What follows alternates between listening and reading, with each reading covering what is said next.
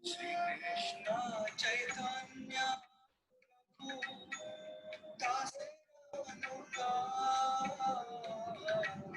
Shri Krishna Chaitanya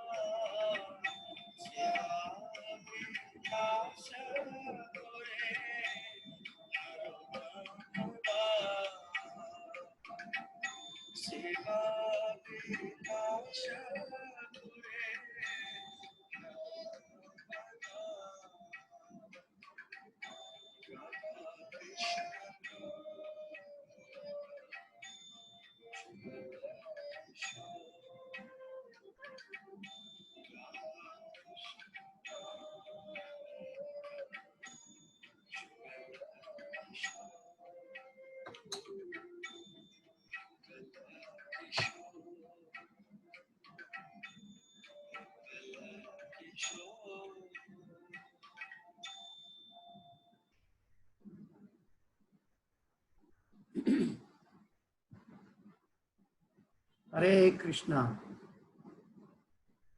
Bhagavad Gita की इस कक्षा में आप सबका स्वागत है।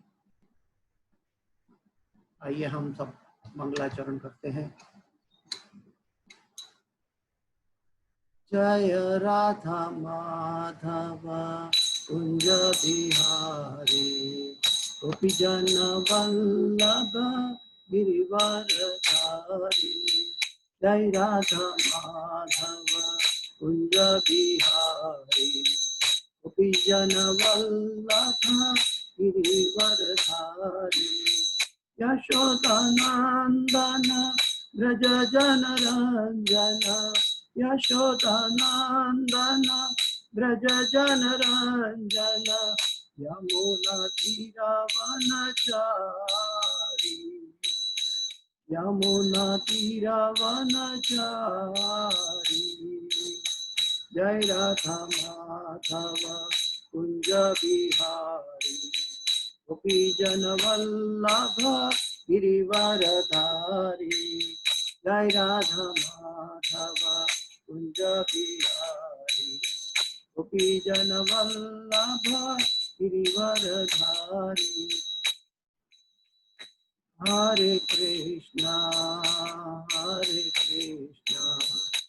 कृष्ण कृष्ण हरे हरे हरे राम राम राम हरे हरे। हरे कृष्णा कृष्ण कृष्ण हरे हरे हरे राम राम राम हरे हरे। हरे कृष्णा कृष्ण कृष्ण हरे हरे।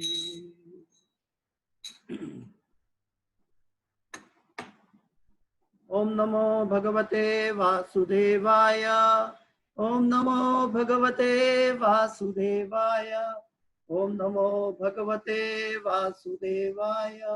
नारायणं नमस्कृत्यं नरं चैव नरोत्तमं देवीं सरस्वतीं व्यासं ततो जयं मुदीरयेत्। नष्टप्रायेषु अभद्रेषु नित्यं भागवत सेवया भगवते उत्तम श्लोके भक्तिर्भवति नैष्ठकी। ओम अज्ञानतिमिरान्धस्य ज्ञानाञ्जनशलाकया चक्षुरुन्मीलितं येन तस्मै श्री ओम नमो भगवते वासुदेवाय। ओम नमो भगवते वासुदेवाय। ओम नमो भगवते वासुदेवाय। नारायणं नमस्कृत्यं नरं चैव नरोत्तमं देवीं सरस्वतीं व्यासं ततो जयं मुदीरयेत्। नष्टप्रायेषु अभद्रेषु नित्यं भागवत सेवया भगवते उत्तम श्लोके भक्तिर्भवति नैष्ठकी। हरे कृष्ण। આપણે બધા શરૂઆતમાં મંગલાચરણ કરીએ છીએ। ओम अज्ञानतिमिरान्धस्य ज्ञानाञ्जनशलाकया। ओम अज्ञानतिमिरान्धस्य ज्ञानाञ्जनशलाकया चक्षुरुन्मीलितं येन तस्मै श्री गुरवे नमः। उन्मीलितेन, इसका अर्थ क्या है? मैं अज्ञान रूपी अंधकार में मेरा जन्म हुआ था। भगवान की करुणा से मेरे गुरु ने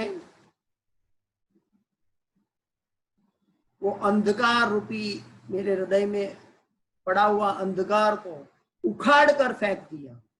उन्मीलितम ये न तस्मै श्री गुरुवे नमः। ऐसे गुरु को मैं प्रणाम करता हूँ जो मेरे हृदय के अंधकार को उखाड़ कर फेंक।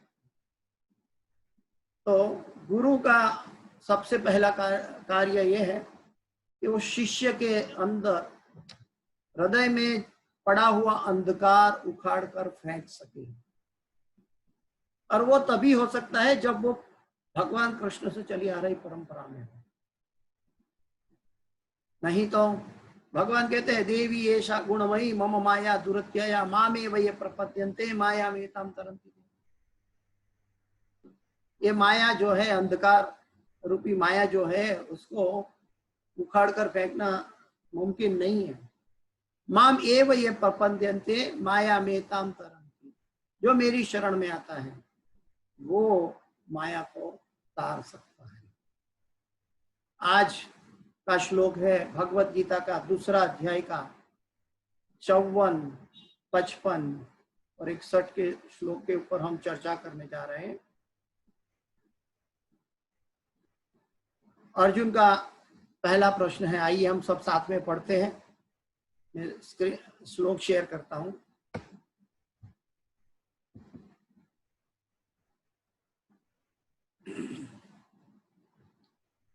अर्जुन का प्रश्न है,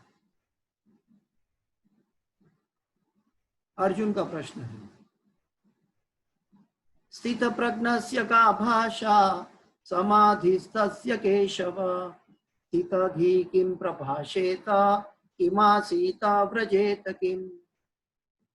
अर्जुन उवाच स्थित प्रज्ञस्य का भाषा समाधिस्तस्य केशव स्थितधि किं प्रभाषेत किमासीत व्रजेत किम्। अर्जुन उवाच स्थित प्रज्ञस्य का भाषा समाधिस्तस्य केशव स्थितधि किं प्रभाषेत किमासीत व्रजेत किम्। अनुवाद। अर्जुन ने कहा, हे कृष्ण, आध्यात्म में लीन चेतना वाले स्थित प्रज्ञ के क्या लक्षण है? वह कैसे बोल सकता है तथा उसकी भाषा क्या है? वह किस तरह बैठता और चलता है? तो अर्जुन का बहुत जेन्युइन क्वेश्चन है। ये अज्ञान के अंधकार को दूर करने के लिए। ऐसा नहीं कि कोई भी कह दे और हम मान ले वो सही है, और कोई भी व्यक्ति हमारा गुरु बन जाए वो सही है, नहीं। अर्जुन ने पहले तो भगवान को गुरु के रूप में स्वीकार किया है।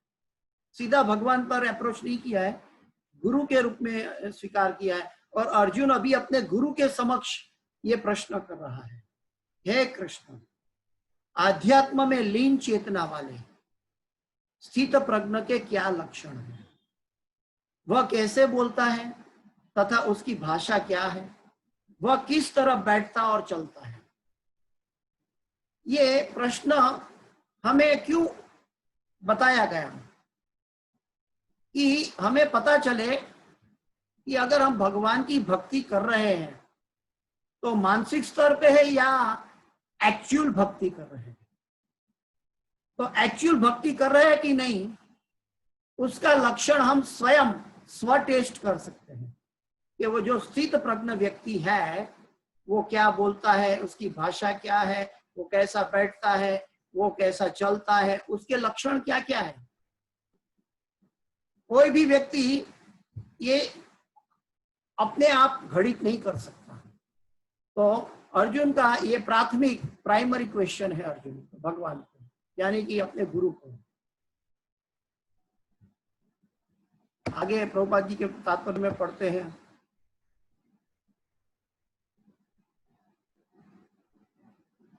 प्रभुपाद जी के तात्पर्य कहते हैं, जिस प्रकार प्रत्येक व्यक्ति के विशिष्ट स्थिति के अनुसार कुछ लक्षण होते हैं, उसी प्रकार कृष्ण भावना भावित पुरुष का भी विशिष्ट स्वभाव होता है, यथा उसका बोलना, चलना, सोचना आदि। जिस प्रकार धनी पुरुष के कुछ लक्षण होते हैं जिनसे वह धनवान जाना जाता है, या कि विद्वान अपने गुणों से विद्वान जाना जाता है, उसी तरह कृष्ण की दिव्य चेतना से युक्त व्यक्ति अपने विशिष्ट लक्षणों से जाना जाता है।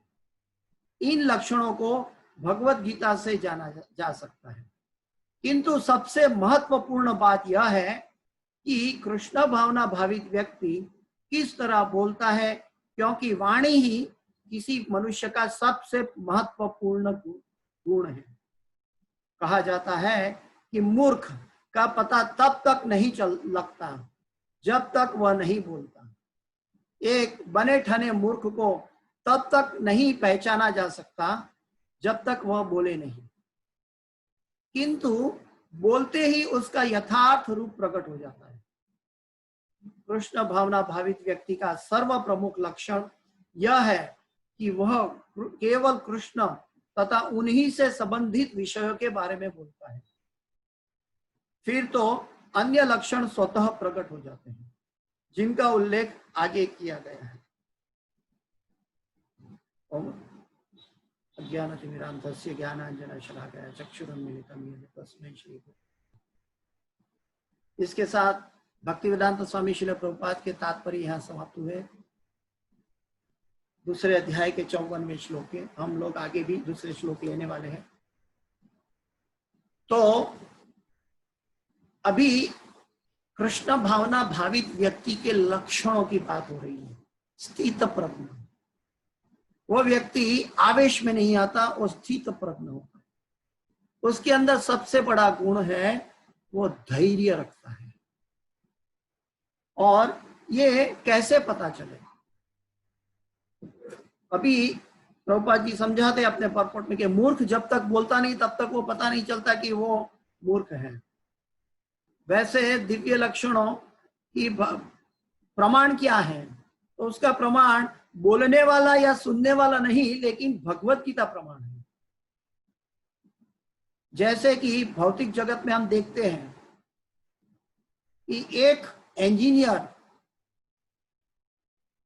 जो भाषा बोलता है, एक इंजीनियर की भाषा एक डॉक्टर नहीं समझ सकता, और एक डॉक्टर की भाषा एक इंजीनियर नहीं समझ सकता। ठीक वैसे ही एक भक्त की भाषा एक संसारी नहीं समझ सकता। और इसीलिए हमें भक्त को समझना है तो भक्त बनना होगा। अगर हम भक्त नहीं बने हैं अभी तक, तो कम से कम भगवत गीता का आश्रय लेना होगा। भगवत गीता वो प्रमाण है कि जो अपौरुषेय है। अपौरुषेय का मतलब है कोई मनुष्य द्वारा रचित नहीं है, कोई मनुष्य द्वारा ये रचित नहीं है, ये अपौरुषेय है, ये भगवान द्वारा रचा गया है।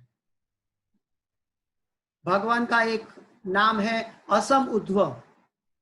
असम उध्व का मतलब है कोई उनके बराबर या उनके ऊपर नहीं है। असम उध्व का नाम अर्थ है कि कोई भगवान के बराबर या ऊपर नहीं है। अभी भगवान की ये बात समझने के लिए हमें, अगर हमारे अंदर ये गुण जारी नहीं है तो हमें कम से कम साधु, गुरु और शास्त्र पर आश्रित होना पड़ेगा। जब तक साधु, गुरु और शास्त्र पर हम आश्रित नहीं है तब हम मनोधर्म की बात करेंगे, और जो मनोधर्म पर धर्म की बात करता है वो मूर्ख कहलाता है। भगवान उसको कहते हैं मूर्ख है वो। प्रकृते क्रियमाणानि गुणे सर्वाणि सर्व गुणे कर्माणि सर्वशः अहंकार विमूढ़ात्मा कर्ता हम इति मन्ये। तो ये ऐसी चीज है कि हम नहीं कर रहे, भगवान करवा रहे हैं। लेकिन जब तक हमारे अंदर मिथ्या अहंकार है तब तक मनोधर्म प्रकट होता रहेगा। मनोधर्म के लिए एक अलग सब्जेक्ट है, उसके लिए 1 घंटा और बोलना चाहिए कि मन को कैसे कंट्रोल करें। अगर भगवान ने चाहा, गुरु ने चाहा, तो इस हफ्ते में और एक क्लास में भेजूंगा, मन का कंट्रोल कैसे कर सकते हैं। ये वो भी शास्त्र के आधार पर होना चाहिए। तो आज हम इस कक्षा से आगे चलते हैं। भगवान के सामने यानी कि गुरु के सामने अर्जुन का प्रश्न है, स्थित प्रज्ञस्य का भाषा समाधिस्तस्य केशव स्थितधि किम प्रभाषेत किमासीत भजेत किम। अर्जुन कह रहा है कि हे कृष्ण, आध्यात्म में लीन चेतना वाले व्यक्ति स्थित प्रज्ञ के क्या लक्षण है, वह कैसे बोलता है और उसकी भाषा क्या है, वह किस तरह बैठता और चलता है। इसका उत्तर जो है भगवान 55 से लेके 61 श्लोक तक देने वाले हैं। दूसरे अध्याय के इसके बाद 55 से लेके 61 श्लोक तक भगवान इसका जवाब देने वाले हैं। तो हम 55 ले रहे हैं, उसके बाद सीधा 61 लेंगे ताकि सब समन्वय हो जाए। तो आइए चलो हम सब चलते हैं 55 में भगवान क्या जवाब दे रहे हैं, देखते हैं। श्री भगवान उवाच प्रजाहाति यदा कामान् सर्वान् पार्थ मनोगतान् आत्मन्येवात्मना तुष्टः हितः प्रज्ञस्तदोच्यते। श्री भगवान उवाच प्रजाहाति यदा कामान् सर्वान् पार्थ मनोगतान् आत्मन्येवात्मना तुष्टः हितः प्रज्ञस्तदोच्यते। श्री भगवान उवाच प्रजाहाति यदा कामान् सर्वान् पार्थ मनोगतान् आत्मन्येवात्मना तुष्टः हितः प्रज्ञस्य तदोच्यते। श्री भगवान कहते हैं, हे पार्थ, जब मनुष्य मनोधर्म से उत्पन्न होने वाली इंद्रिय तृप्ति की समस्त कामनाओं का परित्याग कर देता है और जब इस तरह से विशुद्ध हुआ उसका मन आत्मा में संतोष प्राप्त करता है, तो वह विशुद्ध दिव्य चेतना को प्राप्त कहा जाता है, यानी कि स्थित प्रज्ञ कहा जाता है। मेरे साथ फिर से पढ़िए। श्री भगवान ने कहा, ये पार्थ, जब मनुष्य मनोधर्म से उत्पन्न होने वाली इंद्रिय तृप्ति की समस्त कामनाओं का परित्याग कर देता है और जब इस तरह से विशुद्ध हुआ उसका मन आत्मा में संतोष प्राप्त करता है, तो वह विशुद्ध दिव्य चेतना को यानी स्थित प्रज्ञ कहा जाता है। हाँ? तो इस श्लोक के अंदर 2 चीज बहुत इंपॉर्टेंट बताई गई। क्या बताई? जब मनुष्य मनोधर्म से उत्पन्न होने वाली इंद्रिय तृप्ति की समस्त कामनाओं का परित्याग कर देता है। हमारे अंदर 5 कर्मेंद्रिया है, 5 ज्ञानेंद्रिया है, और उसके ऊपर मन है। और यहाँ पे वो मन की बात बता रहे हैं भगवान कि वो मनोधर्म यानी कि वो इंद्रिय तृप्ति का संदेश बोलना बंद कर दे। जो हमारी इंद्रिय कहती है, शारीरिक इंद्रिया कहती है, उससे निकला हुआ जो मनोधर्म है, वो मनोधर्म का वो परित्याग कर दे। अभी भगवान ने ये इंद्रिय तृप्ति की कामनाओं का परित्याग करना क्यों कहा? तो भगवान ने गीता में आगे बताया है कि सबसे पहले स्थूल शरीर है, स्थूल शरीर से ऊपर 10 इंद्रियां है, इंद्रिय से ऊपर एक मन है, मन के ऊपर बुद्धि है, और बुद्धि के ऊपर आत्मा है। जब मन से उत्पन्न वाली, अगर मन अपनी निचली बाजू का सहारा लेता है, मन इंद्रियों से ऊपर है, तो ऊपर उठना है तो हमें उच्च व्यक्ति का या गुरु का सहारा या शास्त्र का सहारा लेना चाहिए, नहीं कि हमें नीचे अधोगति वाले का सहारा लेना चाहिए। तो मन इंद्रियों से पर है, तो मन को इंद्रिय तृप्ति का सहारा नहीं लेके मन को बुद्धि और आत्मा का सहारा लेना है। तो यहाँ पे भगवान बहुत स्पष्ट रूप से बता रहे हैं कि मन को आत्मा का सहारा लेना चाहिए, और मन और आत्मा के बीच में बुद्धि बैठी है। अगर ये बुद्धि प्रकृति के 3 गुणों से कल्परित नहीं है, दूषित नहीं है, तो बुद्धि हमें आत्मा की ओर ले जाएगी। तो मनोधर्म से उत्पन्न होने वाली इंद्रिय तृप्ति की समस्त कामनाओं का परित्याग।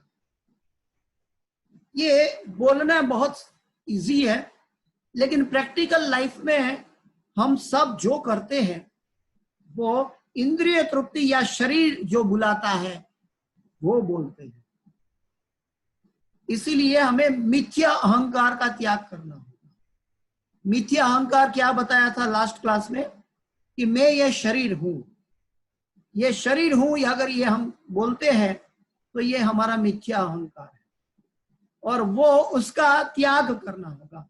अगर शरीर का त्याग करेंगे तो शरीर की इंद्रियों ऑटोमेटिक वहां से हट जाएगी। तो इंद्रिय तृप्ति की समस्त कामनाओं का परित्याग। अभी भगवान का एक नाम है ऋषिकेश। ऋषिकेश का अर्थ है इंद्रियों के स्वामी। तो उसके लिए बताया गया शास्त्र में, ऋषिकेन ऋषिकेश सेवनम भक्ति रुच्यते। ऋषिकेन ऋषिकेश सेवनम भक्ति रुच्यते। हमारी इंद्रियों को क्या कहते हैं? ऋषि। ऋषिकेन ऋषिकेश सेवनम भक्ति रुच्यते। हमें हमारी इंद्रियों से ऋषिकेश कृष्ण की सेवा में लगना चाहिए। लेकिन हम अपनी इंद्रियों से किसकी सेवा करते हैं? मिथ्या अहंकार की, मन की सेवा करते हैं, मिथ्या अहंकार की सेवा करते हैं। बस हमारी दृष्टिकोण मन के आगे देख नहीं पाता, उसके ऊपर जो बुद्धि है और आत्मा है वो देख नहीं पाता, कल्प्रिट हो जाता है। ऐसा क्यों होता है? क्योंकि हमारे पाप है। वो अलग सब्जेक्ट है, फिर कभी हम चर्चा करेंगे कि हम पाप क्यों करते हैं। अगर सब कुछ भगवान की इच्छा से होता है तो मनुष्य पाप क्यों करता है? क्या भगवान पाप करवाते हैं? भगवान कभी पाप नहीं करवाते हैं, लेकिन फिर भी हम पाप करते हैं। लेकिन ये पाप भगवान द्वारा नहीं कराया गया है, लेकिन फिर भी भगवान कहते हैं सब कुछ मेरे द्वारा हो रहा है। ये दोनों कॉन्ट्राडिक्ट दिख रहा है, वो अलग सब्जेक्ट है, फिर कभी चर्चा करेंगे। तो यहाँ पे आगे परपोर्ट में हम जाते हैं प्रभुपाद के साथ। श्रीमद् भागवत में पुष्टि हुई है कि जो मनुष्य पूर्णतया कृष्ण भावना भावित या भगवत भक्त होता है उसमें महर्षियों के समस्त सद्गुण पाए जाते हैं। किंतु जो व्यक्ति अध्यात्म में स्थित नहीं होता उसमें एक भी योग्यता नहीं होती। हाँ, जो व्यक्ति अध्यात्म में स्थित नहीं होता उसमें एक भी योग्यता नहीं होती। आज लोकशाही में गड्डुलिका प्रवाह, गाडरियो प्रवाह चाली रह्यो छे। गड्डुलिका प्रवाह बोलते हैं, गुजराती में बोलते हैं गाडरियो प्रवाह। वो गड्डुलिका प्रवाह क्या होता है? 1 ने किया, 2 ने किया, 10 ने किया, 50 ने किया, 100 ने किया, 1000 ने किया, लाखों ने किया, तो अभी वही प्रमाण हो गया। तो वो गलत है। यहाँ पे बताया है कि जो व्यक्ति आध्यात्म में स्थित नहीं होता, यानी कि जो कृष्ण भावना भावित पोजीशन में स्थित नहीं है, वो उसकी एक भी योग्यता नहीं होती, चाहे वो लाखों का प्रमाण हो फिर भी, क्योंकि वह अपने मनोधर्म पर आश्रित रहता है। वह क्या रहता है? वह अपने मनोधर्म पर आश्रित रहता है। ये बहुत बड़ा कड़वा सत्य है कि मनोधर्म, मन को कंट्रोल करने के लिए अनेक लोगों ने अनेक तरह से उपाय कर दिए। कोई ज्ञान के मार्ग से मन को रोकना चाहता है, कोई योग के मार्ग से मन को रोकना चाहता है। हाँ, अलग अलग प्रकार से कोई मन के अलग अलग तर्कों से मन को रोकना चाहता है। लेकिन भगवान के सामने अर्जुन कन्फेस कर रहा है कि मैं, अगर वायु का तूफान आता है तो वायु के तूफान को मैं रोक सकता हूं, लेकिन ये मन को मैं नहीं रोक सकता है जनार्दन। तो ये मन को रोकना बहुत दुर्लभ है। ये मन को जो रोक पाता है वो कृष्ण भावना भावित बन सकता है, और वो मनुष्य जीवन का शुद्ध ध्येय भगवान कृष्ण की प्रेम भक्ति पा सकता है। कभी भी मनोधर्म पर आधारित हमें इवन तप भी नहीं करना चाहिए, दान भी नहीं करना चाहिए, क्योंकि श्रीमद् भागवत कहता है सुपात्र का दान, कुपात्र का दान, वो अलग सब्जेक्ट है, फिर कभी चर्चा करेंगे। और जो भी कार्य करते हैं वो शास्त्र पर आधारित हो। वो शास्त्र पर आधारित क्यों बताया गया? अभी किसको शास्त्र कहेंगे हम? शास्त्र एक है, वो हम जान गए हैं, भगवत गीता, जो भगवान कृष्ण के मुख से निकली हुई गंगा है, वो गीता के महात्म्य में बताया है। और उन्हीं कृष्ण के शुद्ध भक्तों की जो चर्चा है वो श्रीमद् भागवत है।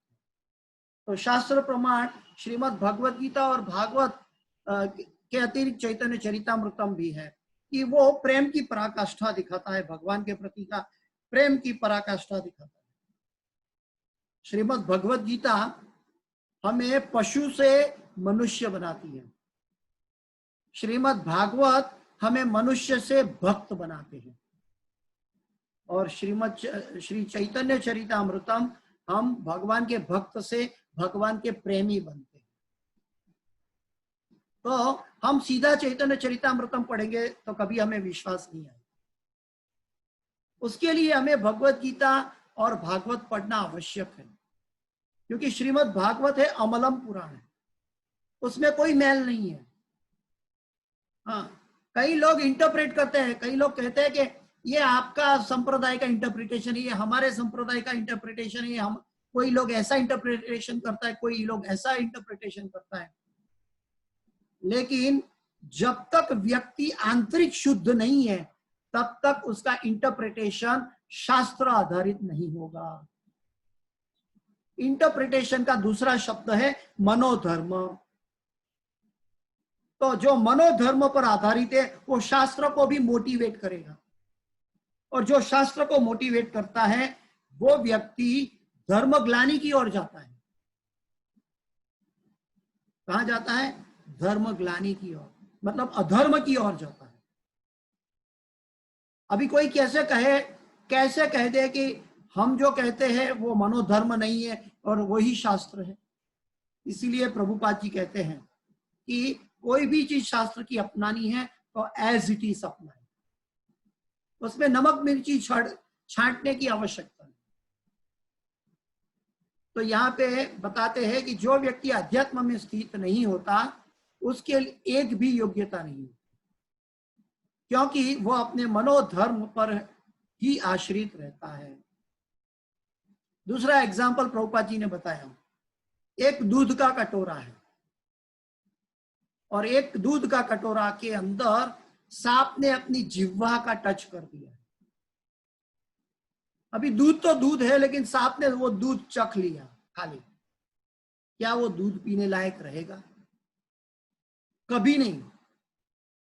इसीलिए दूध वही है, फिर भी वो चखने लायक नहीं रहेगा जब वो शास्त्र मायावादी सिद्धांतों पर बोला जाएगा। मायावादी सिद्धांत पर बोला जाएगा, वो शास्त्र का इंटरप्रिटेशन सुनने लायक नहीं होगा। उसमें शुद्ध योग्यता और अयोग्यता को कंपेयर नहीं कर सकते। One cannot compare an apple with an orange. फलतः यहाँ पर ठीक ही कहा गया है कि व्यक्ति को मनोधर्म द्वारा कल्पित सारी विषय वासनाओं का त्यागना होता है। लेकिन मनोधर्म द्वारा कल्पित सारी विषय वासनाओं का त्याग बहुत बड़ा सब्जेक्ट है। हम सब त्याग करना चाहते, इच्छते हैं, हम सब भगवान की भक्ति करना चाहते हैं, लेकिन क्या त्यागना चाहिए और क्या नहीं त्यागना चाहिए, इसका प्रमाण मन से नहीं, शास्त्र से अर्जित होना चाहिए। वासनाओं का परित्याग, विषय वासनाओं का परित्याग हमें देखना चाहिए। कैसे देख सकते हैं? एक एग्जाम्पल है। जैसे मैंने चश्मा पहना है और चश्मे के द्वारा ये मैं भगवत गीता पढ़ रहा हूं, तो चश्मे के द्वारा मैं भगवत गीता पढ़ रहा हूं, लेकिन चश्मा भगवत गीता नहीं पढ़ रहा है। कौन पढ़ रहा है? चश्मे के द्वारा मैं पढ़ रहा हूं। हम क्या करते हैं संसार में शास्त्र का इंटरप्रिटेशन के टाइम? हमारा मतलब ऐसा होता है हम चश्मा भगवत गीता पढ़ रही है, ऐसा हमारा मीनिंग निकल आता है। चश्मा के द्वारा पढ़ी हुई भगवत गीता चश्मा नहीं पढ़ रहा है, हम पढ़ रहे हैं। कृत्रिम साधन से इनको रोक पाना संभव नहीं है। कृत्रिम साधन से इसको रोक पाना संभव नहीं है। हम चीप मेंटालिटी से, चीप इंटरप्रिटेशन करके चीप उसको समझना चाहेंगे। भगवान इतने सस्ते नहीं है। अगर हमें भगवान को समझना है तो भगवान के तात्पर्य, भगवान की क्या कहना चाहते थे वो समझना। कई लोग कहते हैं कि आपकी इस्कॉन की जो भगवत गीता है उसमें परपट भी तो प्रभुपाद जी ने लिखा है। ये अनुवाद भगवान का है, लेकिन परपोर्ट जो तात्पर्य है वो तो प्रभुपाद जी का लिखा हुआ है। लेकिन वो मेले मन वाले वो नहीं समझ पाते कि प्रभुपाद जी जो एक एक शब्द, एक एक वाक्य जो लिखा है वो शास्त्र के आधार पे कहीं ना कहीं बताया गया है। उन्होंने अपने जेब की पॉकेट फिलोसॉफी से एक शब्द नहीं लिखा है। उन्होंने एक शब्द नहीं लिखा है।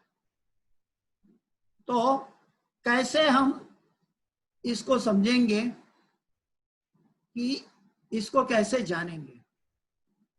कि कभी कभी हम देखते हैं कि प्रभुपाद जी जो कह रहे हैं वो क्या तो कहाँ भी तो पुराण में या तो गीता में ही आगे के श्लोक में या तो श्रीमद् भागवत में उसकी चर्चा हो गई है, और भागवत में चर्चा होने के बाद वो बात हमें वो प्रसंग के अनुरूप है, इसीलिए प्रभुपाद जी वो वाक्य के रूप में हमारे सामने वहां तात्पर्य में प्रकट कर रहे हैं। तो प्रभुपाद जी जो है वो अपने जेब की फिलोसॉफी नहीं बता रहे, बल्कि 100% ट्रांसपेरेंट शास्त्र की बात बता रहे हैं। कोई भी ऐसा व्यक्ति नहीं कह सकता कि प्रभुपाद जी का तात्पर्य का ये वाक्य शास्त्र में कहीं लिखा गया नहीं है। फलतः यहाँ पर ठीक ही कहा गया कि व्यक्ति का मनोधर्म द्वारा कल्पित सारी विषय वासनाओं का त्यागना होता है। कृत्रिम साधन से इनको रोक पाना संभव नहीं, किंतु यदि कोई कृष्ण भावना में लगा हो तो सारी विषय वासनाएं स्वतः बिना किसी प्रयास के दब जाती है। ऋषि कहना ऋषिकेश सेवनम भक्ति रुच्यते। जब हम हमारी इंद्रियों को कृष्ण की सेवा में जोड़ेंगे तो वो इंद्रिया भटकने का बंद करेगी, और वो भटकने का बंद करेगी तो वो मन को गलत उपदेश नहीं संचार करेगी और मन कृष्ण के प्रति जुड़ जाएगा।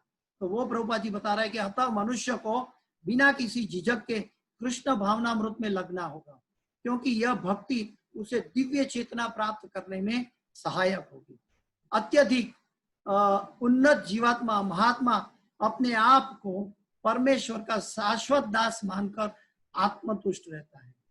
जब तक हम जीवेर स्वरूप है नित्य कृष्णदास, जब तक जीव वो अपने आप को भगवान का शाश्वत दास नहीं मानता, तब तक वो आत्मतुष्ट कभी नहीं हो सकता, क्योंकि जीव की नेचुरल कॉन्स्टिट्यूशनल पोजीशन जो है वो भगवान का अंश है और भगवान की सेवा उसका ओरिजिनल कॉन्स्टिट्यूशन है। जब हम भगवान की सेवा में नहीं लगते तो शरीर की, मन की और इंद्रियों की सेवा में और संसार की, समाज की सेवा में लगकर हमारा दृष्टि भ्रम हो जाता है। हम चमड़े की आंख से देखना चालू कर देते हैं और हमारा अंतःचक्षु बंद हो जाता है।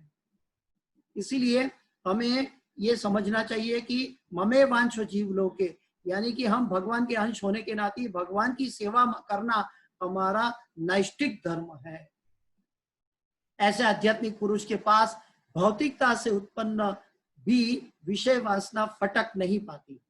हाँ, ऐसे आध्यात्मिक पुरुष के पास भौतिकता से उत्पन्न विषय वासना भी फटक नहीं पाती। क्यों? क्योंकि उसको मालूम है कि रियल सत्य कहाँ है, वो अपने आप प्रकट हो जाता है।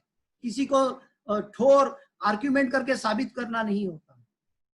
वह अपने को निरंतर भगवान का सेवक मानते हुए सहज रूप में सदैव प्रसन्न रहता है।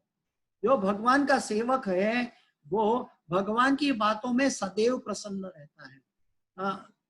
ये वाक्य प्रभुपाद जी ने यहाँ पे लिखा है, लेकिन 10:9 में भी यही तो कहा है, मच्चिता मद्गत प्राण बोधयंत परस्परम कथयंतश्च माम नित्यम तुष्यन्ति च रमन्ति च। तो वहां भी तुष्यन्ति च रमन्ति च यानी कि प्रसन्नता तो वहीं पे बताई है कि जो भगवान की हरि चर्चा करते हैं। और वो श्लोक किसने बताया? भगवान कृष्ण ने। लेकिन वो श्लोक जो 10वें अध्याय का 9वां श्लोक है, वो तात्पर्य में प्रभुपाद जी ने हमारे लिए इस तात्पर्य में अंतिम वाक्य में लिखा है कि वो अपने को निरंतर भगवान का सेवक मानते हुए सहज रूप में सदैव प्रसन्न रहता है। आजकल संसारी लोगों की प्रसन्नता चली गई, वो भौतिक जगत में इतने तनावग्रस्त हो चुके हैं कि उसको दिशा नहीं मिल रही है। वो दिशा की ओर जाना चाहते हैं, लेकिन मन और उसका मिथ्या अहंकार उसको और भटका रहा है। हम सब प्रे करें कि सभी जीवों का कल्याण हो और भगवान सभी को सन्मति दे। आगे के श्लोक में जाते हैं और आगे के श्लोक में चर्चा करेंगे। अभी तानि सर्वाणि संयम्य युक्त आसीत मत्परः वशे हि यस्तेन्द्रियाणि तस्य प्रज्ञा प्रतिष्ठिता। तानि सर्वाणि संयम्य युक्त आसीत मत्परः वशे हि यस्येन्द्रियाणि तस्य प्रज्ञा प्रतिष्ठिता। तानि सर्वाणि संयम्य युक्त आसीत मत्परः वशे हि यस्येन्द्रियाणि तस्य प्रज्ञा प्रतिष्ठिता। अनुवाद: जो इंद्रियों को पूर्णतया वश में रखते हुए इंद्रिय संयमन करता है और अपनी चेतना को मुझ में स्थिर कर देता है, वह मनुष्य स्थिर बुद्धि कहलाता है। अर्जुन का जवाब यहाँ पे पूर्ण हो रहा है। जो इंद्रियों को पूर्णतया वश में रखते हुए इंद्रिय संयमन करता है और अपनी चेतना को मुझ में, भगवान श्री कृष्ण में स्थिर कर देता है, वह मनुष्य स्थिर बुद्धि कहलाता है। स्थिर बुद्धि कौन कहलाता है? जो अपनी इंद्रियों को काबू कर सकता है। इंद्रियों को संस्कृत में कहते हैं गो, और हमें इंद्रियों का क्या करना है? संयमन करना है, उसका स्वामी बनना है, गोस्वामी बनना है। हम अभी क्या है? गोदास है। आत्मा का दास की जगह या भगवान के दास की जगह गोदास, इंद्रियों के दास है। और हमें क्या बनना है? गोस्वामी, इंद्रियों पर काबू करना है। इंद्रियों पर काबू कैसे करें? प्रभुपाद जी का परपट पढ़ के बाद में हम चर्चा करते हैं। प्रभुपाद जी का परपट में तात्पर्य में प्रभुपाद जी बताते हैं कि इस श्लोक में बताया गया है कि योग सिद्धि की चरम अनुभूति कृष्ण भावनामृत ही है। जब तक कोई कृष्ण भावना भावित नहीं होता तब तक इंद्रियों को वश में करना संभव नहीं है। जैसा कि पहले कहा जा चुका है, दुर्वासा मुनि का झगड़ा महाराज अम्बरीश से हुआ क्योंकि वे गर्ववश महाराज अम्बरीश पर क्रुद्ध हो गए, जिससे अपनी इंद्रियों को रोक नहीं पाए।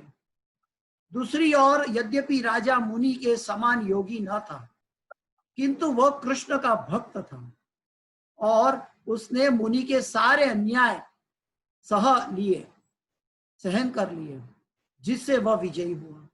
राजा अपनी इंद्रियों को वश में कर सका क्योंकि उसमें निम्नलिखित गुण थे, जिनका उल्लेख श्रीमद् भागवत 9वें स्कंद 4थे अध्याय 18 से 20वें श्लोक में हुआ है। ये है प्रभुपाद जी की ब्यूटी। प्रभुपाद जी जो समझाते हैं तो वो शास्त्र के श्लोक के आधार पर समझाते हैं। वो कभी अपने जेब की पॉकेट फिलोसॉफी नहीं कहते हैं। वो इसका ये प्रमाण है आपके सामने। प्रभुपाद जी ने सीधा वो प्रमाण हमारे लिए, टीस्पून फीडिंग हमारे लिए, हमारे जीव अज्ञानी और मूर्खों के लिए प्रभुपाद जी भागवत से अमृत लेकर आए हैं। 9वें स्कंद 4था अध्याय 18वां श्लोक। इतनी मेहनत पहले कभी शास्त्रों में किसी ने की नहीं है। हाँ, सवे मन कृष्ण पदार विंदयो वांचासी वैकुंठ गुणानुवर्णने करो हरेर मंदिर मार्जनाधीशूर श्रुति चकाराच्युत सत्कथोदय मुकुंद लिंगालय दर्शने दृशौ तद्भृत्य गात्र स्पर्शे दसंगमम घ्राणम च तत्पाद सरोज सौरभे श्रीमत् तुलस्या रसानाम तदर्पिते पादौ हरे क्षेत्र पदानुसर्पणे शिरो ऋषिकेश पदाभिवंदने कामम च दास्य न तु काम काम्यया यथोत्तम श्लोक जनाश्रया रति। हाँ, अभी नवधा भक्ति की बात प्रभुपाद जी हमारे लिए लेके आते हैं कि इंद्रियों को कैसे वश में किया जाए, उसका सॉल्यूशन प्रभुपाद जी तात्पर्य में बता रहे हैं। ये और कोई नहीं बता सकता। जो हमारा पिता के तुल्य है, जो हमारे आत्मा का कल्याण कर सकता है, जो गुरु है, वही सही उपदेश सही प्रमाण के साथ दे सकता है। ये मनोधर्म की बात यहां नहीं हो रही। राजा अम्बरीश ने अपना मन भगवान कृष्ण के चरणार विंद पर स्थिर किया, अपनी वाणी भगवान के धाम की चर्चा करने में लगा दी, अपने कानों को भगवान की लीला को सुनने में, अपने हाथों को भगवान का मंदिर साफ करने में, अपनी आंखों को भगवान का स्वरूप देखने में, अपने शरीर को भक्त के शरीर का स्पर्श करने में, अपनी नाक को भगवान के चरणार विंदों पर भेंट किए गए फूलों की गंध सुगंध लेने में, अपनी जिह्वा को उन्हें अर्पित तुलसी दलों का आस्वादन करने में, अपने पांवों को जहां जहां भगवान के मंदिर है उन स्थानों की यात्रा करने में, अपने सर को भगवान को नमस्कार करने में और तथा अपनी इच्छाओं को भगवान की इच्छाओं का पूरा करने में लगा दिया। और इन गुणों के कारण वे भगवान के मत पर भक्त बनने के योग्य हो गए। ये एक श्लोक का अनुवाद जो है ये हमारे लिए बहुत बड़ा उपदेश है। नवधा भक्ति कहते हैं, हम सब बोलते हैं हाँ भाई हमें सब नवधा भक्ति मालूम है, और श्रवणम कीर्तनम विष्णु स्मरणम पाद सेवनम अर्चनम वंदनम दास्यम साख्यम आत्मनिवेदनम, ये सभी हम सबको मालूम है। लेकिन नवधा भक्ति का अप्लाई करने की बात आती है तब हम शून्य मस्त हो जाते हैं, हमारे पास रास्ता नहीं। तो श्रीमद् भागवत के श्लोक के आधार पर प्रभुपाद जी हमें समझा रहे हैं कि राजा अम्बरीश महाराज नवधा भक्ति पूरी उन्होंने की और नवधा भक्ति के हर एक अंग का उन्होंने पालन किया। प्रभुपाद जी कहते हैं कि ये नवधा भक्ति में कोई एक भक्ति भी हम कर लेना तो कृष्ण हमें प्राप्त हो जाएगा, लेकिन हम नवधा भक्ति में एक भक्ति भी करने के लिए तैयार नहीं है। हम क्या करते हैं, मनोधर्म की बात करते हैं। फिर से मैं ये पैराग्राफ पढ़ता हूं। इंद्रिय का संयमन करने का स्ट्रॉन्गेस्ट सॉल्यूशन प्रभुपाद जी श्रीमद् भागवत के आधार पर बता रहे हैं। राजा अम्बरीश ने अपना मन भगवान कृष्ण के चरणार बिंदों पर स्थिर किया, अपनी वाणी भगवान के धाम की चर्चा करने में लगा दी, अपने कानों को भगवान की लीलाओं को सुनने में, अपने हाथों को भगवान का मंदिर साफ करने में, अपनी आंखों का भगवान का स्वरूप देखने में, अपने शरीर को भक्त के शरीर को स्पर्श करने में, अपनी नाक को भगवान के चरणार बिंदों पर भेंट किए गए फूलों की सुगंध सुनने में, अपनी जीभ को उन्हें अर्पित तुलसी दलों का आस्वादन करने में, यानी प्रसाद ग्रहण करने में, अपने पांवों को जहां जहां भगवान के मंदिर है उन स्थानों की यात्रा करने में, अपने सर को भगवान को नमस्कार करने में, तथा अपनी इंद्रियों को भगवान की इच्छाओं को पूरा करने में लगा दिया। ऋषिकेन ऋषिकेश सेवनम भक्ति उच्यते। और इन गुणों के कारण वे भगवान के मत पर भक्त बनने के योग्य हो गए। इस प्रसंग में मत पर शब्द अत्यंत सार्थक है। कोई मत पर किस तरह हो सकता है, इसका वर्णन महाराज अम्बरीश के जीवन में बताया गया है। मत पर परंपरा के महान विद्वान तथा आचार्य श्रील बलदेव विद्याभूषण का कहना है, मद भक्ति प्रभावे सर्वेन्द्रिय विजेता पूर्विका स्वात्म दृष्टि तुलभेति भावः। इंद्रियों को केवल कृष्ण की भक्ति के बल में से वश में किया जा सकता है। कभी कभी अग्नि का भी उदाहरण दिया जाता है।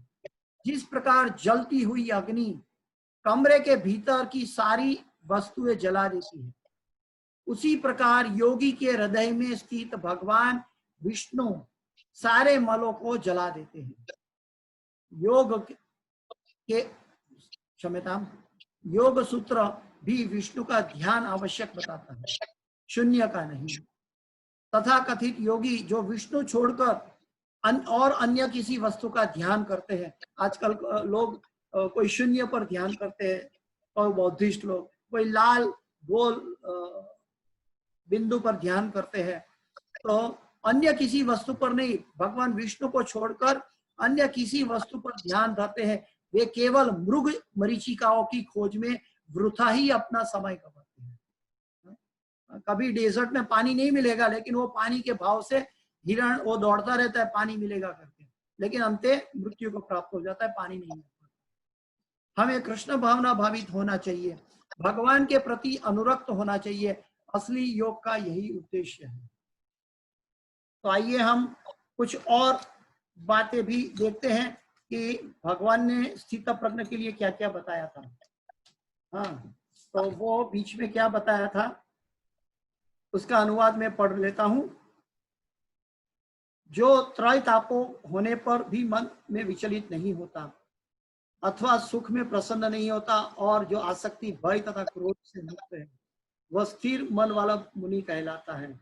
इस भौतिक जगत में जो व्यक्ति न तो शुभ की प्राप्ति में हर्षित होता है और न अशुभ के प्राप्त होने पर उससे घृणा करता है, वह पूर्ण ज्ञान में स्थिर होता है। जिस प्रकार कछुआ अपने अंगों को संकुचित करके खोल के भीतर कर लेता है, उसी तरह जो मनुष्य अपनी इंद्रियों को इंद्रिय के विषयों से खींच लेता है, वह पूर्ण चेतना में दृढ़ता पूर्वक स्थिर होता है। देहधारी जीव इंद्रिय भोग से भले ही निवृत्त हो जाए, पर उसमें इंद्रिय भोगों की इच्छा बनी रहती है, लेकिन उत्तम रस के अनुभव होने से ऐसे कार्यों बंद करने पर वह भक्ति में स्थिर हो जाता है। हे अर्जुन, इंद्रिया इतनी प्रबल तथा वेगवान है कि उस विवेकी पुरुष के मन को भी बलपूर्वक हर लेती है, जो उन्हें वश में करने का प्रयत्न करता है। जो इंद्रियों को पूर्णतया वश में रखते हुए इंद्रिय संयमन करता है और अपनी चेतना को मुझ में स्थिर कर देता है, वह मनुष्य स्थिर बुद्धि कहलाता है। तो मन के लिए, स्थिर बुद्धि के लिए कुछ उदाहरण प्रस्तुत करते हैं। यहाँ पे ये बात सुनने से हमें कुछ और भी प्राप्त हो जाएगा। मन को कैसे नियंत्रित, मन को नियंत्रित करने का कई लोगों ने, शास्त्रों में ऋषि मुनियों ने प्रयत्न किया है, लेकिन मन को नियंत्रित करना बहुत दुष्कर भगवान ने।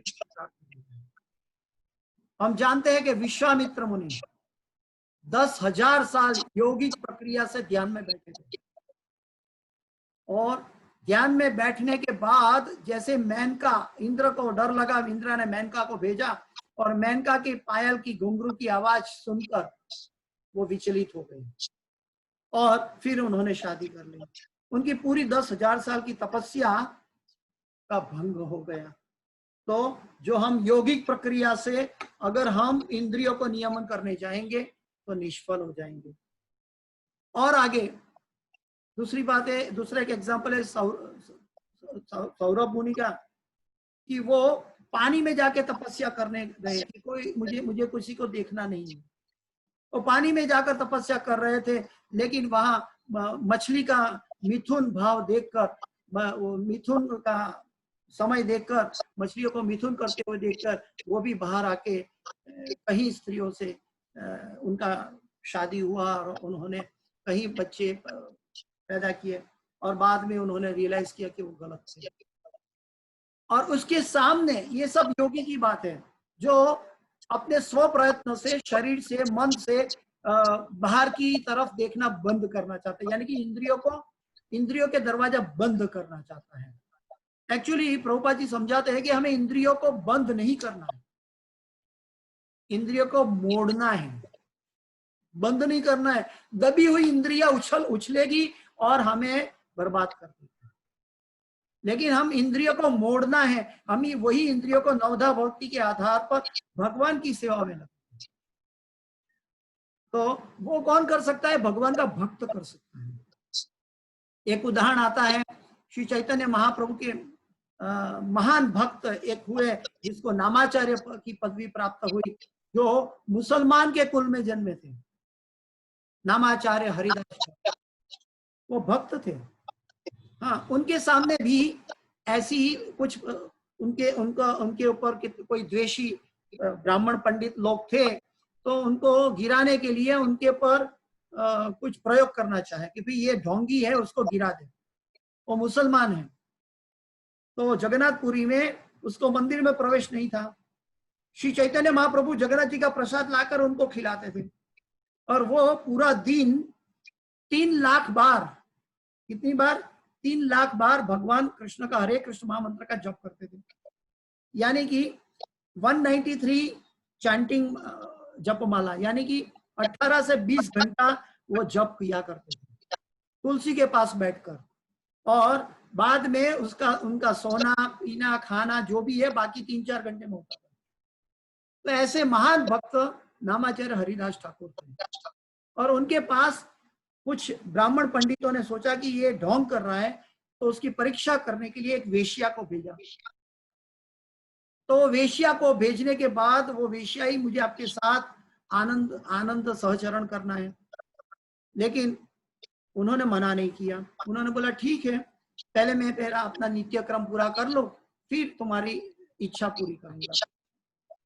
वो जान गए कि भगवान ने भगवान की माया भेजी है, और मुझे माया जितनी बाजू में बैठी है, तो मुझे और दृढ़ता से भगवान का नाम का चिंतन करना होगा। वो जान गए, भक्त थे। उन्होंने बड़ी एकाग्रता से भगवान का नाम जपते रहे। बड़ी देर रात हो गई। वो सोचा कि आज में देरी रात हो गई है और मेरा नाम जप पूरा नहीं हुआ, मैं कल आऊंगी, आप कल तैयार रहेंगे। वो चली गई। दूसरे दिन आई, दूसरे दिन भी वही हाल, वो नाम जप कर रहे थे। बोला मेरा नाम जप पूरा होगा, बाद में मैं आपकी इच्छा पूरी करूंगा। फिर से वो चली गई। तीसरे दिन आ गई। तीसरे दिन आकर भी वो वही बात क्रम बता रहे थे। तो बोलते ऐसा क्यों नहीं करती आप? जब तक मैं मेरा क्रम पूरा करता हूँ तब तक तुम भी मेरे साथ क्रम पूरा करो, मेरे साथ चैंटिंग में लग जाओ।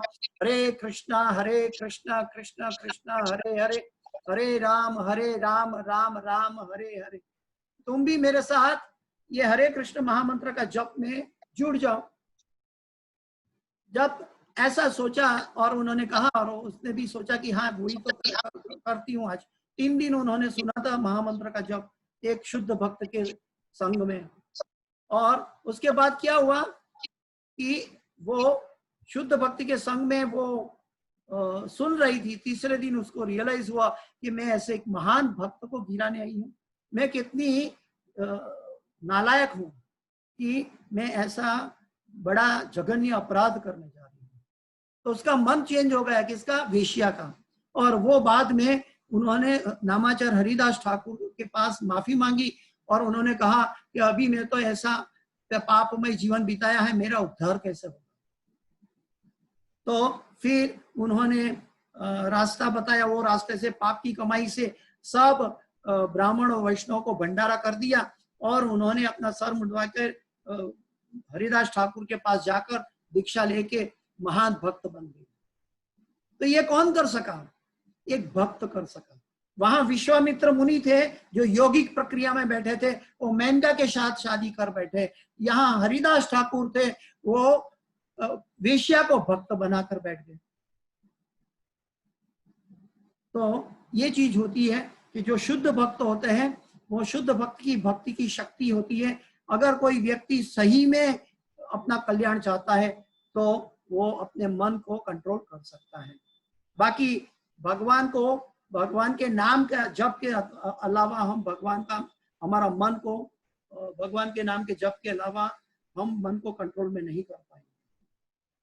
हमें सुननी है तो भगवान की कथा सुननी है। हमारा एसोसिएशन जो है, हाँ, हमारा एसोसिएशन क्या होना चाहिए? भक्तों का संग।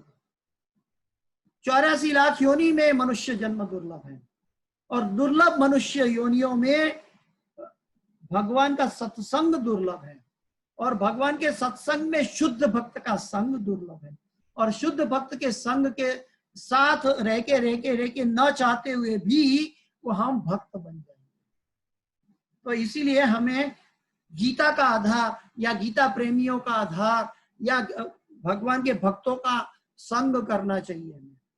हम सांसारिक संग करेंगे कि भाई संसार में अभी ये हो गया, वो हो गया, उसको रोको, इसको रोको, इसको प्रचार करो, उसको छोड़ो, उसको अपनाओ, उसी में लगेंगे तो हम अपना जीवन बर्बाद कर देंगे। सभी कुछ होगा, कंट्रोल करना है, वो धर्म की रक्षा तो भगवान करते हैं। हम क्यों भूल जाते हैं कि हम धर्म रक्षा करने बैठ जाते हैं? जब भगवान धर्म की रक्षा के लिए आते हैं, हम धर्म की रक्षा के लिए नहीं है, हम धर्म का पालन के लिए है। हम धर्म का पालन नहीं करते, इसलिए धर्म रक्षा का ढोंग करते हैं। करना क्या है? हमें धर्म का पालन करना है। तो इसीलिए हमें समझना है कि हमें हमारी संगति साधु संग की होनी चाहिए और कोई भी इंद्रियों का टेम्पररी टेम्पटेशन है उसको निग्लेक्ट करना चाहिए। हाँ, कभी कभी कोई कहेगा कि अरे यार, मुझे तो ये दुकान पे अच्छे गर्मा गर्म फरसाण बिक रहा है और ये फरसाण खाने की इच्छा है। वो फरसाण खाने की इच्छा, गया जाके देखा तो वहां तो बड़ी लंबी लाइन। अरे छोड़ नहीं यार, ये फरसाण खाना है लेकिन ये लंबी लाइन है, कौन लाइन में खड़ा रहेगा, निकल जाते हैं। तो हम फरसाण को चखने की इच्छा जो थी उसको निगेट, टेम्पटेशन को निगेट किया, हमने निगलेक्ट किया। दूसरी बात है कि परम दृष्टवा निवर्तते हैं। जब हमें जहां जहां आनंद और सुख दिखता है उससे अधिक आनंद और सुख प्राप्त होगा तो वो अपने हाथ, आपको पुराना सुख और आनंद हम छोड़ सकते हैं। जैसे बच्चे के हाथ में चाकू है, धार वाला चाकू पकड़ा है और उसको बोलेगा बेटा छोड़ दो, हाथ में लग जाएगा, वो बच्चा नहीं छोड़ेगा। बच्चा मना करेगा और खींचेंगे तो हाथ में खून बहेगा, हाथ कट जाएगा। तो हम बच्चे को चाकू खींच के नहीं ले सकते, लेकिन क्या कर सकते हैं कि उससे अच्छा खिलौना दिखाओ, वो बच्चा चाकू छोड़कर अपने आप दूसरा खिलौना पकड़ लेगा। ठीक वैसे ही सांसारिक आनंद जो हम पकड़ कर बैठे हैं वो अपने आप को बर्बाद करने वाला है। वो आनंद को छोड़ नहीं सकते, हम छोड़ने के लिए तैयार नहीं। सांसारिक आनंद, परिवार को और इंद्रियों का विषयों को, इंद्रियों को हम छोड़ने के लिए तैयार नहीं। कोई बात नहीं, लेकिन भगवान की भक्ति में जो आनंद जिसने चख लिया वो ये आनंद छोड़ देता है। क्यों? क्योंकि वो आनंद आनंदम बुद्धिवर्धनम प्रतिपदम, उसका ग्राफ ऊपर जाता है, वो हर पद पर ऊपर बढ़ता है। और भौतिक आनंद क्या है? एक पद पर ऊपर जाता है फिर नीचे आ जाता है, फिर ऊपर जाता है फिर नीचे आ जाता है। भौतिक जगत का आनंद ऊपर कंटिन्यूस नहीं जा सकता। तो हम सब आनंद की खोज में हैं, लेकिन आनंद भगवान की सेवा में, भगवान की भक्ति में। लेकिन क्योंकि हमारे अंदर पहले का मैल पकड़ा हुआ है, इसीलिए हमें भगवान के शब्दों में, भगवान की कथा में, भगवान के उपदेशों में मन लगता नहीं है। हम भगवान का उपयोग करते हैं और कहते हैं हम भगवान के भक्त हैं। जब दुख आता है या कुछ जरूरियात होती है या कुछ अच्छा कार्य करना होता है, सभी कुछ ठीक हो जाए, प्रभु अच्छे शुभ योग में अमृत के समय काल के दरमियान ये कार्य कर लेना चाहता हूँ, प्रभु मेरा कार्य ठीक हो जाए, प्रभु मुझे ये दुख से बचाए, प्रभु मेरा ये कार्य कर दो, प्रभु मुझे ये तकलीफ है। हम भगवान के साथ या भगवान को तब याद करते हैं जब हमें आवश्यकता होती है। इसलिए हम भगवान को प्रेम नहीं कर सकते। हम भगवान के साथ बिजनेस करते हैं और नाम देते हैं कि हम भगवान का भक्त हैं। भगवान का भक्त वो है कि अपना जब भी समय मिले वो भगवान की चर्चा करता है और कोई नहीं। मच्चिता मद्गत प्राणा बोधयंत परस्परम कथयंतश्च मां नित्यं तुष्यन्ति च रमन्ति। जब हमने हरि कथा में तुष्यन्ति च हरि रमन्ति च नहीं होती है तो हमें समझ लेना चाहिए कि हम हरि कथा नहीं कर रहे हैं। हम पीछे मनोधर्म के थर्मोमीटर से हरि कथा को माप रहे हैं। जब मनोधर्म के थर्मोमीटर से हम हरि कथा को मापेंगे तो हम भगवान की हरि कथा का अपमान कर रहे हैं, अपराध कर रहे हैं और भगवान की भक्ति को दूर हम नास्तिकता की ओर चले जाएंगे। ये यथा वाम प्रपद्यन्ते ताम तथैव भजाम्यहम्। तुम जिस तरह मुझे देख पाते हो उस दिशा में मैं तुझे ले जाऊंगा। भगवान की भक्ति बहुत ट्रांसपेरेंट है, बहुत साइंटिफिक है। हम जहां जाना चाहते हैं जा सकते हैं। भगवान ने हर एक रास्ता दिया है, लेकिन हमने लास्ट हफ्ते में देखा था, एक श्लोक देखा था। वो श्लोक क्या था? व्यवसायात्मिका बुद्धिर एकेह कुरु नंदना बहुशाखा अनंतश्च बुद्धयो व्यवसायिना। पिछले हफ्ते में 41वां श्लोक में हमने देखा था कि जो इस मार्ग पर चलते हैं वे प्रयोजन यानी भगवान की भक्ति का गोल में दृढ़ रहते हैं और उनका लक्ष्य भी एक होता है, अनेक नहीं। हाँ, कभी हम पॉलिटिक्स में जाते हैं, कभी हम सांसारिक बातों में जाते हैं, कभी हम इंद्रिय भूख में जाते हैं, कभी हम जिह्वा के आनंद में जाते हैं, कभी हम मन के आनंद में जाते हैं, कभी हम सिनेमा में जाते हैं, कभी हम समाज के लोगों की प्रसन्नता के लिए जाते हैं। नहीं, यहाँ पे भगवान कहते हैं उनका लक्ष्य एक होता है। क्या? वासुदेवम सर्वमिति स महात्मा सुदुर्लभ। हे कुरुनंदन, जो दृढ़ प्रतिज्ञ नहीं है उनकी बुद्धि अनेक शाखाओं में विभक्त है।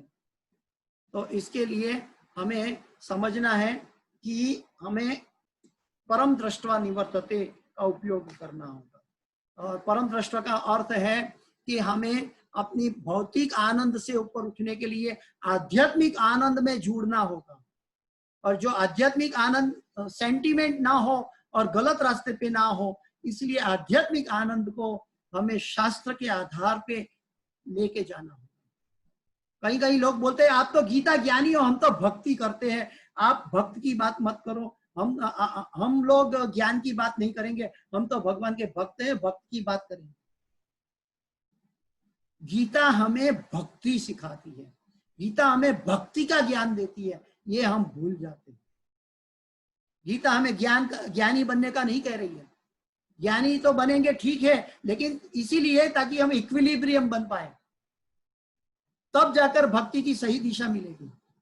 नहीं तो मनोधर्म के साथ भक्ति करेंगे तो भक्ति को हम कॉम्प्रोमाइज करके अपने मन के आधार पर तर्क करेंगे। कई लोग उपवास करते हैं, बोलते हैं कि आज ऐसा करता हूँ निर्जला है, लेकिन ऐसा करता हूँ मेरे से हो नहीं रही है, कम से कम आधा दिन निर्जला करता हूँ, नहीं तो शाम को 7 बजे तक निर्जला कर दूंगा, पूरा दिन तो हो गया, संध्या हो गई, सूरज का अस्त हो गया, और उसके बाद मैं प्रसाद ले लूंगा। ऐसा शास्त्र में कहीं लिखा नहीं है। शास्त्र कहता है कि तुम निर्जला करो तो पूरी निर्जला करो, अगर 12 बजे तक करनी है तो करो, आदि जितना तप और दान कर सकते करना अच्छी बात है, मनुष्य को पवित्र करता है, लेकिन दान और तप से भगवान मिल जाएंगे ये सोचना गलत है। ना हम वेदे न तपसा न दाने न चेते। दान तप हम धार्मिक कार्य करना चाहिए, लेकिन दान तप ये हम धार्मिक कार्य से हम पवित्र होंगे। भगवान को प्राप्त करने का मतलब है हमारा जो ध्येय है भगवान की संतुष्टि होनी चाहिए, भगवान की प्रसन्नता होनी चाहिए। अभी हम अपने मनोधर्म की प्रसन्नता के लिए भक्ति कर रहे हैं। जो मनोधर्म की प्रसन्नता के लिए भक्ति करेंगे तो वो भक्ति कभी सफल नहीं होगी। भगवान कहते हैं मन मना भव मत भक्तो, लेकिन वो मत भक्त का उपदेश गीता में ही दिया है, लेकिन वो कब दिया है? गुह्य ज्ञान में अंत में दिया है। क्यों? क्योंकि भगवान ने गीता का ज्ञान पहले प्रदान किया, उसके बाद मन मना भव मत भक्तो कहा है। हम पहले से मन मना भव मत भक्तो बनना चाहते हैं और फिर रास्ता अपनी तरह ढूंढने जाते हैं, ये गलत है। हमें भक्ति ही करनी है, लेकिन गीता के वचनों के आधार पर। तो आज का इस कक्षा का मैं यहाँ समाप्त करता हूँ। कोई भी भक्त को कोई भी प्रश्न है तो मुझे व्हाट्सएप पे भेज सकता है, और मैं शास्त्र के आधार पर और साधु गुरु और शास्त्र के आधार पर निर्मल होकर निष्पक्ष होकर उसका जवाब देने की कोशिश करूंगा। और कोई भी व्यक्ति मुझे पूछ सकता है। एक्चुअली पूरा शास्त्र क्वेश्चन आंसर है, लेकिन आज के टेक्नोलॉजी की एक सीमा है, इसीलिए हम अभी क्वेश्चन आंसर यहाँ नहीं ले पा रहे। तो आप मुझे जरूर पूछ सकते हैं। मुझे व्हाट्सएप पे, जिस व्हाट्सएप पे मुझे आपको ये लिंक पहुंचती है, उसी व्हाट्सएप से आप मुझे प्रश्न कर सकते हैं। Hare Krishna. Thank you very much. आप सबको यहाँ पे इस कक्षा में जोड़ने के लिए आप सबका खूब खूब आभार। आपके चरणों में वंदन, आप गीता प्रेमियों के चरणों में वंदन। इस कक्षा के द्वारा कुछ भी मुझे सुकृति प्राप्त हुई है तो मैं उस सुकृति को अपने गुरु के चरणों में अर्पित करता हूँ। जिनकी कृपा से, जिनकी प्रसन्नता के लिए जो भगवान के कार्यों में जुड़ा है, उन ऐसे गुरु की प्रसन्नता के लिए मैं ये कार्य कर रहा हूँ। और आप सब जो सुनने वाले प्रेमियों हैं, वो और कोई मुझे सुनने वाले नहीं है, लेकिन मेरे गुरु द्वारा भेजा गया ऐसी आत्माएं हैं जो आत्माओं को गुरु कल्याण कर रहा है। मैं तो एक पोस्टमैन हूँ। Hare Krishna. Thank you very much. Hare Krishna.